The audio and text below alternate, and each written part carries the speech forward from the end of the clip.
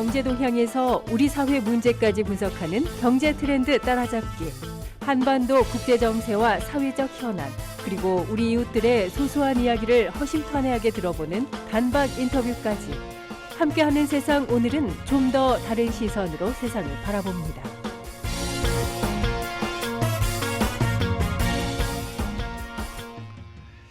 네, 우리 정부가 미국계 사모펀드인 엘리엇에게 1,300억 원이 넘는 배상금을 지급하라는 국제 투자 분쟁 판정을 두고요. 취소 소송 제기했습니다.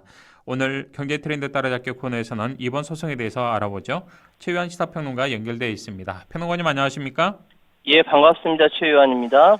자, 평론가님 먼저요. 미국계 예. 사모펀드 엘리엇과 관련해서 국제 투자 분쟁 판정이 어떻게 여기까지 왔는지 그 진행 과정 한번 짚어주시겠습니까? 이 사건을 정리하려면 예전에 삼성물산과 제일모직이 합병한 사건부터 살펴봐야 됩니다. 꽤 오래된 일 아닙니까 이게? 2015년도에 있었던 일이죠. 예. 이때 5월 달에 제일모직과 삼성물산이 이제 합병을 진행하는데 제일모직 주식 1에 삼성물산 주식 3. 이 비율로 합병을 한다라고 발표가 됐어요. 사람들이 그때 맞나? 예, 좀 이렇게 이상하게 생각했었죠. 엘리엇 매니지먼트는 삼성물산의 그 주식 1,112만 주 이상 지분 7.12%를 장내 매수해서 보유하고 있다라고 공시하고 보도자료를 배포하면서 이 합병 계획안을 반대한다. 이게 그 삼성물산의 가치를 상당히 과소평가했고 합병 조건은 공정하지 않다. 삼성물산 주주들의 이익에 반대한다라고 주장을 했습니다. 예. 다른 삼성 SDI 국민연금 물론이고 일대 주주였고요. 삼성 SDI는 삼성화재 다른 주주들에게도 합병 반대 의사를 알렸는데 그때 세계 최대 의결권 자문회사인 ISS가 이 합병은 삼성물산의 주주들에게 현재 불리하다라고 하면서 반대 의견을 냈음에도 불구하고 법원은 그때 엘리엇의 합병 금지 가처분 기각하고요. 그의 뭐 삼성물산 자사주 매각 금지 가처분 신청도 기각하고 하여튼 모조리 다 패소하게 된 겁니다. 엘리엇이. 아하, 그러면서 예. 2015년 7월 17일 삼성물산, 제일모직 각각 회사의 임시주총에서 합병이 승인이 난 거죠. 엘리엇이 끝에 완전히 패소한 겁니다. 자, 그런데 평론가님, 경제적인 이득을 가장 중요시하는 엘리엇이긴 합니다만 삼성물산과 또 제일모직이 합병하는 것을 엘리엇이 반대하는 것은 나름 합리적인 이유가 있다 이렇게도 볼 수 있지 않을까 싶은데 이후 논란이 좀 컸습니다. 그렇죠. 이게 이제 삼성물산과 제일모직 합병에 관한 견해라고 해서 27쪽짜리 영문 그 설명 자료를 배포했는데 일단 경영승계와 관련한 삼성그룹 지배구조 개편 필요성은 인정한다. 그런데 이 합병안은 불공정하고 불법적이고 삼성물산 주주들에게 심각하게 불공정하다라고 이제 입장을 밝힌 거죠. 합병 비율의 불공정성 문제, 그리고 제일모직과 삼성물산이 합병한다고 시너지 효과 기대할 수 없다. 예. 그리고 문제는 이것이 순환 출자 문제가 불거질 수 있다. 그러니까 삼성이 이미 글로벌 스탠다드로부터 벗어나는 결정인데 왜 이걸 하는지 모르겠다라고 하면서 주변에 우려가 많았고, 물론 엘리엇도 당연히 이익에 손해가 되니까 반대를 했는데 주변에서 그런 얘기가 많았어요. 결국 이것이 나중에 보시지만 발목을 잡았죠. 저도 기억이 좀 나는데요. 단순히 이 사건이 삼성물산과 또 제일모직 합병에 그친 것만이 아니라 이른바 이재용 부회장의 경영권 승계를 위한 사건으로도 또 확대된 거 아니겠습니까? 그렇습니다. 그때 검찰 추가로 이제 삼성바이오로직스 분식회계 의혹, 삼성물산 제일모직 합병 관련 지으면서 삼성이 이재용 부회장의 경영 승계를 위해서 그룹 차원에서 이 합병이 추진된 것이라고 검찰이 봤고요. 이게 다 줄기가 연결되어 있는 부분이군요. 삼바 그렇습니다. 논란 이런 부분이요. 예. 그래서 삼성바이오로직스의 허위 공시 고의 분식회계가 이뤄졌다. 뭐 이게 나중에 국정농단 사건이랑 같이 연계가 되면서 위법하다. 더군다나 이거는 국가 차원에서 밀어준 거지 않습니까? 박근혜 정부에서요. 그래서 2020년 9월 기소하고 재판에서도 검찰이 이거를 주장했죠. 자, 더 복잡해진 것은요. 국제 사모펀드인 엘리엇에게 우리 정부가 1,300억 원이 넘는 배상금을 지급하라는 국제 투자 분쟁 ISDS의 판정 때문인데 이 ISDS 어떤 제도입니까? 의무성이 있습니까, 이게?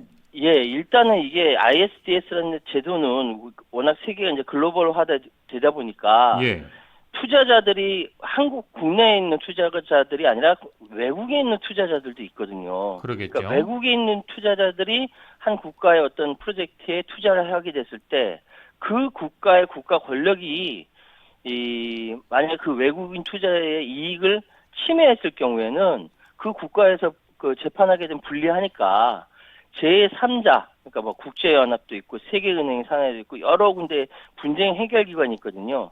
여기서 재판을 할 수 있도록 만드는 것이 국제투자분쟁 ISDS 판정입니다. 예. 우리가 대표적으로 기억할 수 있는 것이 론스타 사건이죠.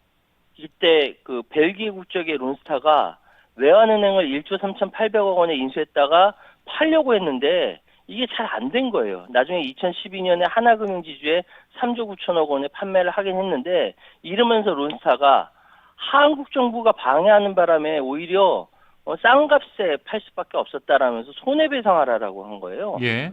예, 이 론스타 사건 아마 다 기억하실 텐데 그때도 그래서 한 지연이자 포함해서 2,800억 원 배상하라는 판결이 났었죠. 와, 이 2003년에 외환은 1조 3,800여 원에 인수했다가 하나금융지주에 3조 9,157억 원을 받고 팔았는데 이것도 손해다. 참 손해다. 그렇군요. 예, 예. 여기는 6조 1,000억 원을 요구를 했었군요. 굉장합니다. 그렇습니다. 아무튼 참. 어쩜 우리에게도 굉장히 익숙한 제도로도 볼 수 있는데 한동훈 법무부 장관이 총대를 메고 취소 소송에 나섰습니다. 한 장관이 예. 주장하는 주장의 요지는 어떤 겁니까? 그러니까 지난 18일 한동훈 장관이 법무부 장관에 직접 브리핑을 했어요.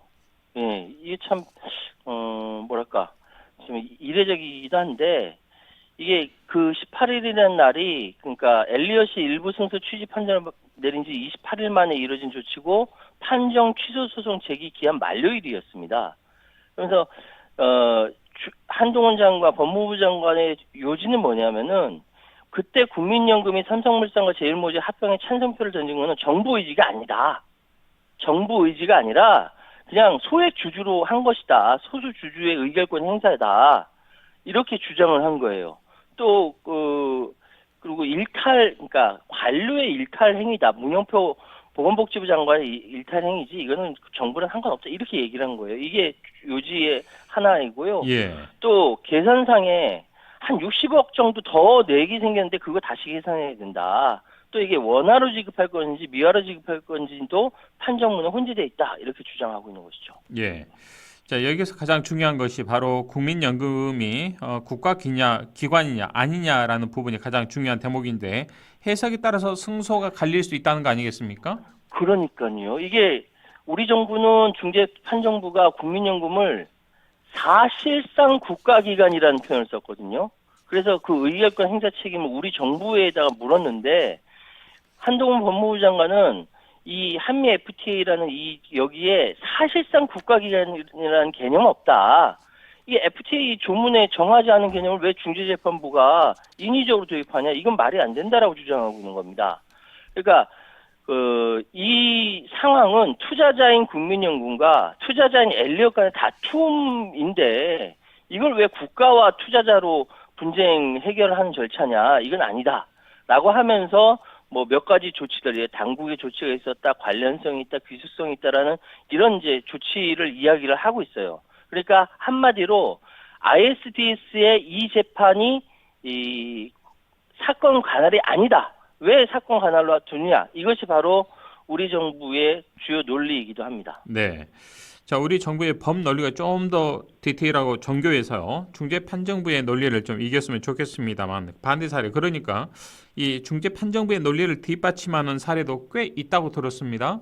그래서 쉽지 않다라는 거죠. 지금 예. 알아보니까 뭐 국제통상 전문가의 송규 변호사라는 분이 계세요. 제가 이분이랑 통화도 하고 이제 확인도 했는데요.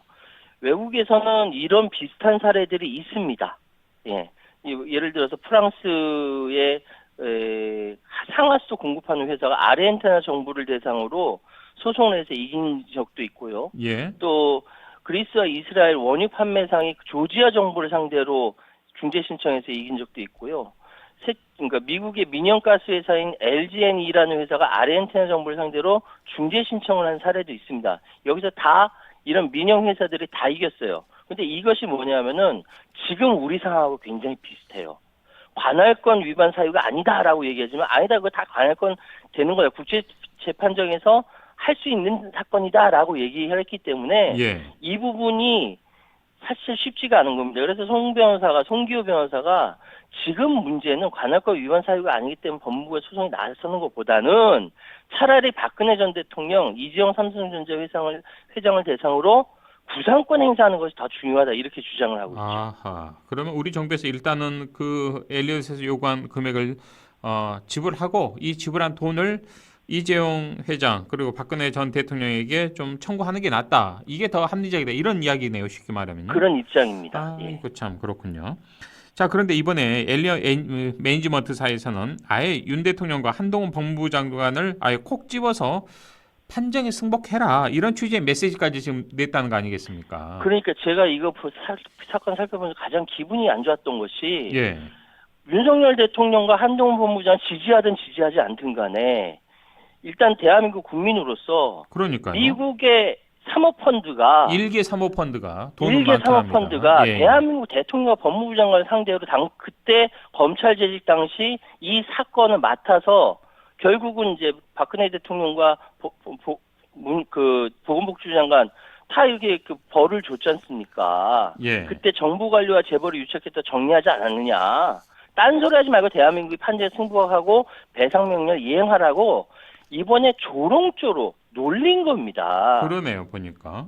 일개 일개 민영 회사가 어디 대한민국 대통령과 법무부 장관한테 이런 식으로 그렇죠. 이런 짓을 합니까? 통상 뭐 이거 대한민국 보면- 정부는 뭐 어쩌고저쩌고 이런 식으로 표현할 그렇죠. 수는 있을지언정 예. 이 이름을 콕 찍어 산다는 것은 굉장히 좀 자존심 상할 일입니다. 뭐 지지 여부를 그렇습니다. 떠나서요.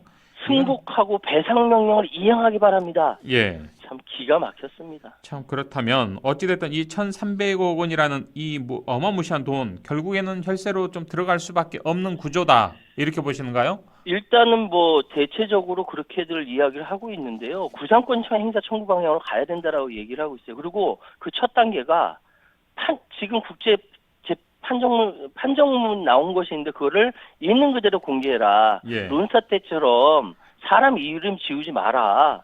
행여 이재용 회장의 이름이 나오더라도 지우지 말고 전적으로 있는 그대로 공개해라. 이 히스토리가 있는 것이 이번에 18일 날 한동훈 장관이 공개를 할 때 유리한 앞부분만 공개를 했어요.